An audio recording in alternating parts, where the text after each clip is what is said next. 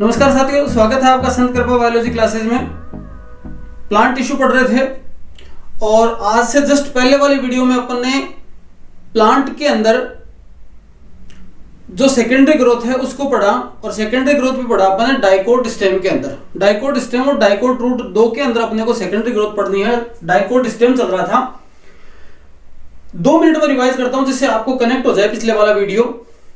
Secondary growth में जो क्या था, एक अपन ने ये बात जानी थी कि रंभ क्या होता है, स्टील क्या होता है, और जैसे अपने को रंभ का पता चल गया, अपन ने ये बात क्लियर कर ली थी कि रंभ का मतलब ये हो गया कि पेरिसाइकल पित्त प्लस वेस्कुलर बंडल, ये मिलकर क्या बनाते हैं रंभ। ये ऐसा कह सकते हैं कि जो एंडोडर्मिस है उसके अंदर का सारा भाग क्या कहलाता है, रंभ। उसके अंदर कोई भी वृद्धि होती है, कोई भी ग्रोथ होती है तो उसको बोलते हैं स्टेलर ग्रोथ या रंभीय वृद्धि। इसके तहत क्या होता है, वेस्कुलर बंडल था, वेस्कुलर बंडल के बीच में कैम्बियम बनती है। कैम्बियम का नाम अपने धरा था क्या, इंट्राफेसिकुलर कैम्बियम। इसी प्रकार से दूसरा वेस्कुलर बंडल है, उसमें भी ऐसी संरचना बन जाएगी। इन दोनों को जोड़ने वाली कैम्बियम बन जाएगी, उसको बोलेंगे क्या, इंटरफेसिकुलर कैम्बियम। मतलब ग्रोथ के दौरान 2 प्रकार की कैम्बियम बन गई, एक इंट्राफेसिकुलर कैम्बियम और एक क्या बन गई, इंटरफेसिकुलर कैम्बियम। इस इंट्रा और इंटरफेसिकुलर कैम्बियम में 2 प्रकार की सेल हैं, एक फ्यूजिफॉर्म सेल और दूसरी रे इनिशियल है फ्यूजिफॉर्म इनिशियल। 2 प्रकार की सेल है। फ्यूजिफॉर्म क्या करेगी, सेकेंडरी फ्लोएम और सेकेंडरी जाइलम का फॉर्मेशन करेगी, और रे इनिशियल क्या करेगी, रे इनिशियल बनाएगी मेडुलरी रेज का फॉर्मेशन। इस दौरान क्या होगा कि जो ये वाला मैटर है, मतलब जो जाइलम वाला पोर्शन है वो सेल के अंदर की तरफ बढ़ना जाएगा, पित्त की तरफ बढ़ेगा, और ये वाला बाहर की तरफ बढ़ेगा। इसकी स्पीड कम होगी, धीरे बढ़ेगा, इसकी स्पीड ज्यादा होगी, और ज्यादा होते होते ऐसे रे बनती जाएंगी, और रे बनने के साथ क्या होगा, अंदर की मज्जा क्या हो जाएगी, विलुप्त हो जाएगी, खत्म हो जाएगी, और इसका स्थान, मज्जा का स्थान कौन ले लेगा, सेकेंडरी जाइलम ले लेगा। ठीक है, ये वाली स्थिति हो गई। अब यहां तक अपने क्लियर हो गया था कि अपन ने इसको स्टेलर ग्रोथ में पढ़ा था, और अब आगे अपन क्लियर कर लेते हैं आगे वाला पोर्शन, कौन सा, एक्स्ट्रा स्टेलर ग्रोथ है, बाह्य रंभीय वृद्धि। सिंपल सा मैटर है, ज्यादा लंबा चौड़ा काम नहीं है, पर 2-3 सवाल बढ़िया क्वेश्चन आते हैं यहां से, मैं अभी आपको बताता जाऊंगा। देखना आप एक एक पॉइंट को समझते जाना, आपके समझ में आती है क्या। एक्स्ट्रा स्टेलर ग्रोथ का मतलब हुआ स्टेलर ग्रोथ के बाद शुरू। ठीक है, पहली क्या थी, स्टेलर ग्रोथ, और दूसरी क्या थी, एक्स्ट्रा स्टेलर। ये 2 प्रकार पढ़े थे अपन ने, रंभीय वृद्धि और क्या है, बाह्य रंभीय वृद्धि। अब क्या है, देखो स्टेलर ग्रोथ के बाद शुरू, आगे पॉइंट क्या लिखोगे, स्टेलर ग्रोथ में जो वेस्कुलर बंडल है, या मान लो ऐसा बोल सकते हैं कि सेंटर में एक प्रेशर लगता था, और प्रेशर लगता है, और आगे पॉइंट क्या लिखोगे, प्रेशर के कारण पित्त है वो क्या हो जाती है, विलुप्त हो जाती है, और पित्त के विलुप्त होने पर पित्त का स्थान कौन ले लेता है, सेकेंडरी जाइलम। ठीक है, आप ऐसा समझ सकते हैं, जैसे मान लो ये है कि सेल वाला मैटर है, पूरा का पूरा है ये टिश्यू सिस्टम। ये वाला जो है ये क्या बना, ये मान लो कैम्बियम, मान लो ये अंदर की साइड में पित्त वाला मैटर है, और ये मान लो बीच का पोर्शन है, समझ लीजिए बीच का पोर्शन है, ये अंदर की साइड है, पित्त का है, ये पित्त खत्म हो जाता है, इसके स्थान पर सेकेंडरी जाइलम आ जाता है, और ये वाला बाहर का पोर्शन है। बाहर क्या, बाहर का मतलब है यहां पर एपिडर्मिस है, बाहर का मतलब है यहां पर कोर्टेक्स है, और बाहर का मतलब है एंडोडर्मिस में। ठीक है, अब देखो क्या होगा कि जैसे जैसे जो स्टेलर ग्रोथ कंप्लीट हो गई, उसी के साथ साथ में क्या हो रहा है कि आपका फ्लोएम है वो भी बाहर की तरफ बढ़ रहा है।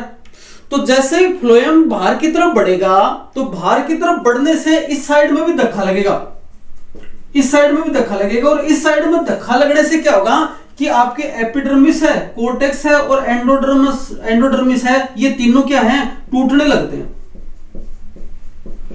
और इनके टूटने से बढ़िया प्रश्न बनता है, इनके टूटने से यहां पर क्या बनता है, इनके टूटने से बनता है यहां पर लेटरल मेरिस्टेम।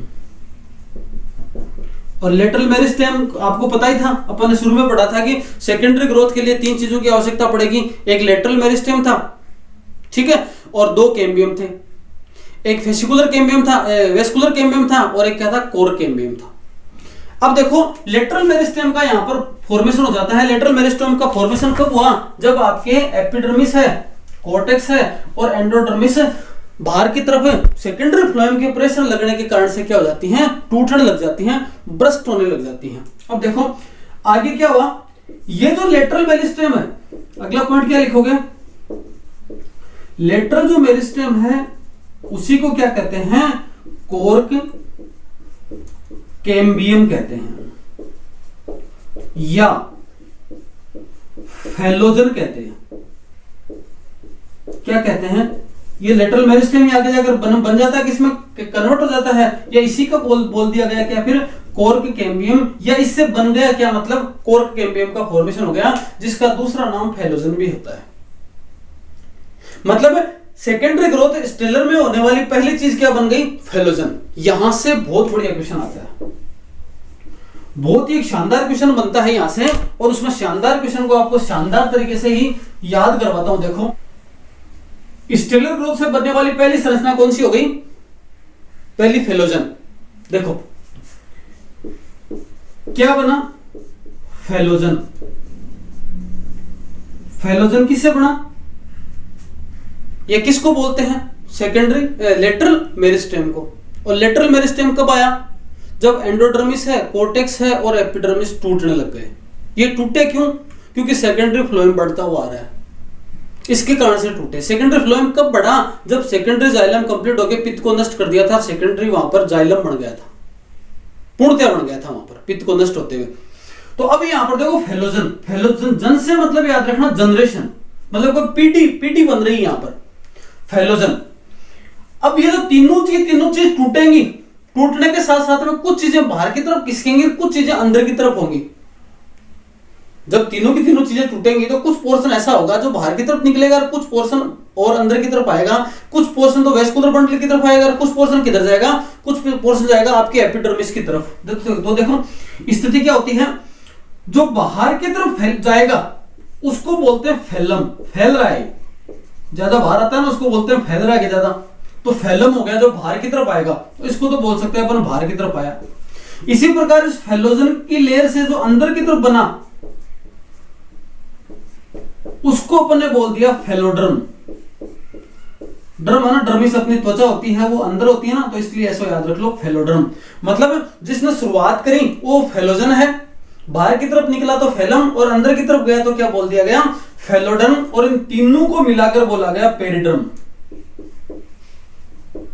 क्या बोला गया, पेरिडर्म। ये क्वेश्चन आता है कि पेरिडर्म के कौन कौन से भाग हैं, फेलम, फेलोजन और फेलोडर्म मिलकर पेरिडर्म बनाते हैं, फेलोजन, फेलोडर्म और पेरिडर्म मिलकर फेलम बनाते हैं। ये ऐसे घुमा फिरा के क्वेश्चन पूछेगा। आपको तो इतनी बात याद रखनी है कि सबसे पहले फेलोजन आया, फेलोजन जो बाहर की तरफ गया तो क्या बना, फेलम बना, और अंदर की तरफ गया तो क्या बना, फेलोडर्म का फॉर्मेशन हुआ। अब देखो इस फेलोजन को अपन क्या बोल रहे थे, कोर्क कैम्बियम, कोर्क कैम्बियम बोला ना, तो इसकी तरफ बाहर की तरफ बना उसको क्या बोल दिया, कोर्क। बाहर की तरफ बना उसको क्या बोल दिया, कोर्क, और अंदर की तरफ बना उसको बोल दिया सेकेंडरी कोर्टेक्स, क्योंकि कोर्टेक्स है ना, तो कोर्टेक्स ही आपको ग्रोथ कर रहा है, तो ये बन गया सेकेंडरी कोर्टेक्स। अंदर की तरफ मतलब फेलोडर्म का मतलब है सेकेंडरी कोर्टेक्स, फेलोजन का मतलब है कोर्क कैम्बियम, और बाहर की तरफ बना उसको कोर्क। कोर्क का मतलब होता है ढक्कन। जैसे कई बार वो लैब के अंदर जो बोतल वगैरह होती है ना, उसके ऊपर लगा होता है लकड़ी का ऐसा गुटका, वो क्या है, कोर्क, जो एकदम से इतना पैक होता है कि उसके अंदर जो है एयर भी अंदर एंटर नहीं कर सकती, एयर टाइट भी होता है वो। ये वाला क्वेश्चन, अब इतने चार्ट को आप अपनी मर्जी से 5-7 तरह से क्वेश्चन घूम के बन जाता है। ये बहुत ज्यादा इंपॉर्टेंट है, कई बार आया हुआ है। ये क्रम याद रखना आपको, सबसे पहले फेलोजन लिखना, बाहर की तरफ फेलम, अंदर की साइड फेलोडर्म, इसी ट्रिक से याद रखना, तभी याद होगा, वरना फिर ये बिगड़ जाएगा। इन सबको मिलाकर क्या बोल देते हैं, पेरिडर्म। पेरी का तो मतलब आवरण हो गया, ये बात हो गई। यहाँ पर फेलम है, तो फेलम 3 जगह है तो आप भूल जाओगे, तो बीच में सबसे पहले जनरेशन याद रखना। जनरेशन ने बाहर की तरफ क्या फैली तो फेलम बोल गया, अंदर की तरफ डर्म होती है इसका मतलब बोल दिया फेलोडर्म। ये वाली क्वेश्चन एक स्ट्रक्चर बन गई, ऐसा मान सकते हैं पेरिडर्म। तो स्टेलर ग्रोथ से पहली संरचना क्या बन गई? पेरिडर्म बन गई। दूसरी संरचना क्या बनती है? दूसरी संरचना बनती है बार्क, छाल। ठीक है, किससे मिलकर बनती है? वेस्कुलर कैम्बियम ना, वेस्कुलर कैम्बियम के बाहर के सभी मिलकर क्या बनाते हैं? छाल बनाते हैं। वेस्कुलर कैम्बियम है, उसके बाहर के सारे आवरण मिलकर क्या बनाते हैं? छाल का फॉर्मेशन करते हैं। दो बातें और याद रखना, भोजपत्र है उसमें होती है रिंग बार्क, छल्ला, छाल, और एक और था नीम के अंदर है, वो होती है आपके सल की छाल। दो चीजें हो गई। तीसरी चीज और याद रख लो, यहीं पे लिख लो, एक आपको वातरंध्र और याद रखना है। तीसरी संस्था बनती है वातरंध्र, जिसको बोलते हैं लेंटिकल, लेंटिसेल, वातरंध्र।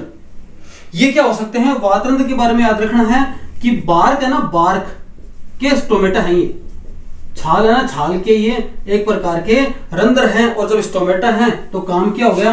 वही काम होता है स्टोमेटा का, तो एक्सचेंज ऑफ गैसेज। ये सारा क्या है? Extracellular growth. एक्स्ट्रासेलुलर ग्रोथ में मेन यही आता है, ये वाला पोर्शन, ये आपको डायग्रामेटिकली याद रखना है। मतलब कोर कैम्बियम का मतलब होता है तो एक्स्ट्रासेलुलर ग्रोथ आएगी, और आपके वेस्कुलर कैम्बियम का मतलब होता है तो आपके स्टेलर ग्रोथ आएगी। इस प्रकार से अपने डाइकोट स्टेम में स्टेलर और एक्स्ट्रास्टेलर रंभीय तथा बाह्य रंभीय वृद्धि को कंप्लीट किया है। एक और टॉपिक है छोटा सा, क्या डाइकोट रूट के अंदर अपने को पढ़ना है, कौन सा?